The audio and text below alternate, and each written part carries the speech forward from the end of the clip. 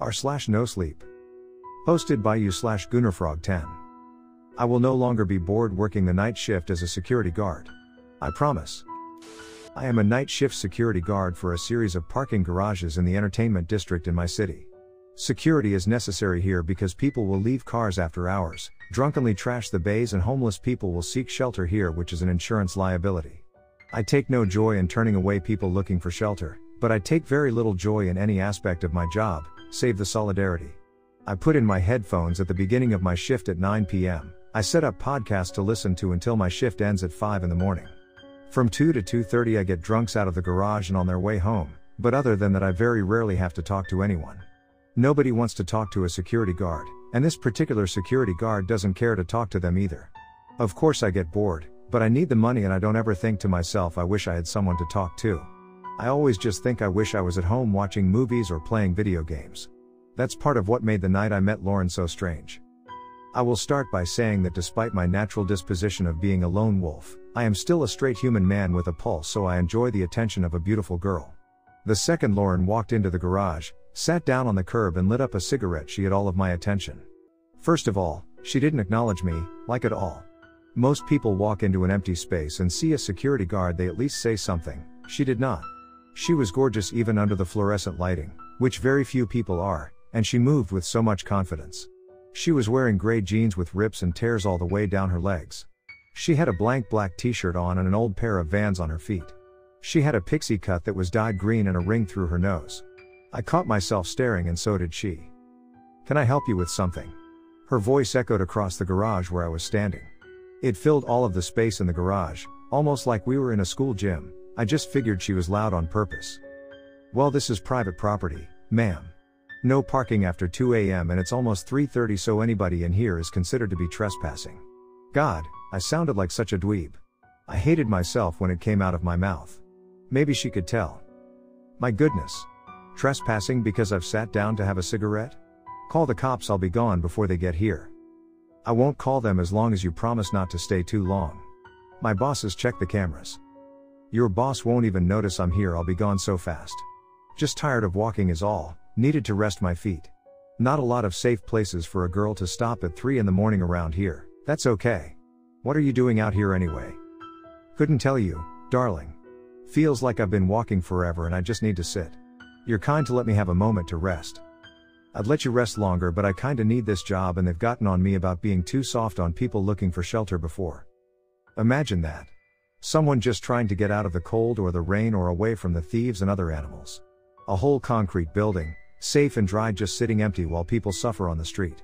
How much do they pay you to watch people suffer? Don't answer that, I'm just giving you a hard time. I really am grateful for the rest, even if it was momentary. I should be on my way, my cigarette is out. I looked down to step away from my station and by the time I looked up she was almost out of the door. I didn't say anything, just let her leave. There wasn't anything to say anyway, I couldn't offer her more time to rest or a safe place.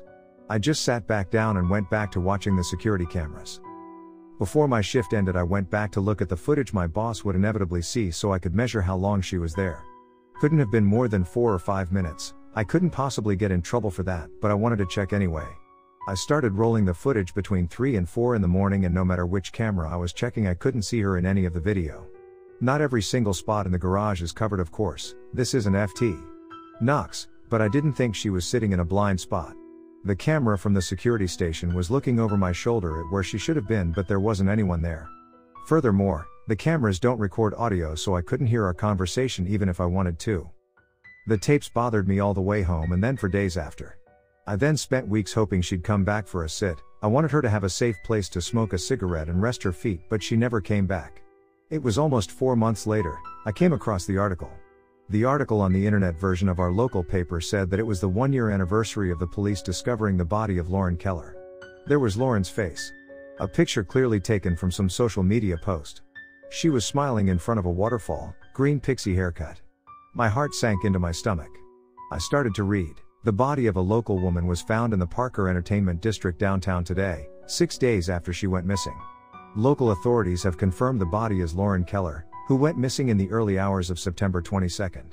She was walking to her nearby apartment after a night out with friends when she sent a text to her sister that she thought someone was following her. She eventually called her sister and said she would take shelter and wait for someone to pick her up, but there was some arguing heard in the background before the signal cut off. When Lauren's sister tried to call back, there was no answer. Security cameras show Lauren's last location as a parking garage on West and Main, where a security guard is seen blocking her entrance from the garage. Lauren walks away and then 30 seconds later a hooded figure is shown walking down the sidewalk in the same direction as Lauren. No suspect has been identified. I hope she finds a place to rest. I know I won't for a very long time. Posted by you/Gunnerfrog10. I wonder if they knew what was down here when they sent us. I am a saturation diver in a pressurized structure at the ocean floor, 1,000 feet below the surface of the water. At this depth the water pressure is 30 times more than at the surface, and it takes a week of slow ascension to the surface in order for us not to get decompression sickness and die. We are down here working for 21 days and then we spend a week to ascend safely. Right now in our chamber, we have 12 days left of the various gases giving us life, and we are expected at the surface in 7 days. This would all sound like a typical day for anyone familiar with our line of work, but there are several problems. We have no way of getting back to the surface. Not now, not in 12 days when we begin to suffocate. That problem is caused by our largest problem, the thing outside that found us at the bottom of the ocean. There were 6 of us that came down for the initial work cycle. There were only 4 beds, but we would sleep in a rotation anyway. 6 men is a lot for this type of work in this small space, but it was a big job, paid an unbelievable amount of money. The living quarter was a 7x7 room, the bedroom 5x6. We lived in this miniature space for 28 days, and we did our best to get along. Whenever you go the opportunity to work in the water, however, you took it. So on the day the creature found us, Stephen and Bobby were delighted when it came their turn to go outside and get some work done on the oil rig. I was on equipment watch, making sure their gas levels were okay, watching vitals. John and Glenn were sleeping, Evan was watching the cameras and talking to the boys outside. We were about 30 minutes from being done and pulling the boys in when Bobby came in over the radio. "Hey boys, did anybody hear that? Sounded like a whale. Awful close, though. Usually, they aren't this close to the floor." "I didn't hear anything in here, Bobby, sorry. Never heard a whale make that noise, but oh well. It'll see the lights on the rig and go the other way." After about 10 more minutes, we heard from Steve. "God damn, that's an unsettling sound. Must be a female giving birth or something. Hopefully, it isn't dying. We're gonna switch the radio to the rig mics for a second, see if we hear anything." There are microphones at different sealed positions on the rig that were monitored by software at the surface base. This is there because oftentimes you can hear something break a lot quicker than you can see it. Evan turned our radio to pick up the mic sounds. It took about 30 seconds, but eventually we heard it too. It wasn't a goddamn whale. The pitch was too low. Maybe not to the untrained ear, maybe not to some animals even, but I knew immediately that wasn't a whale. It was a rumbling, filling cry with a small blare to the end of it. It sent a chill down my spine. "Hey boys, I think maybe it's time to pack it in, we should be able to finish everything on the next shift. I'm not gonna leave this pipe unfinished and give Johnny a reason to complain about me pulling my weight. Not a chance in hell." I was torn. I didn't know if letting the panic in my voice bleed through the radio would make things better or worse. In between button pushed, I was telling Evan to get the hatches ready and wake the others. He looked at me funny at first, but when I turned back around and looked at him, I guess he saw on my face that I is serious. "I hate to pull rank here boys, but I need you inside now, that's an order." "Where the fuck do you think we are? This isn't the Navy. Just make sure our gas is good so I can finish." That's the last thing Stephen would ever say to me. Or to anyone. In an instant his comms went out, his vitals and his gas went through the roof and through the floor. A look at his head cam was just rushing water and imperceivable flashes of light and steel.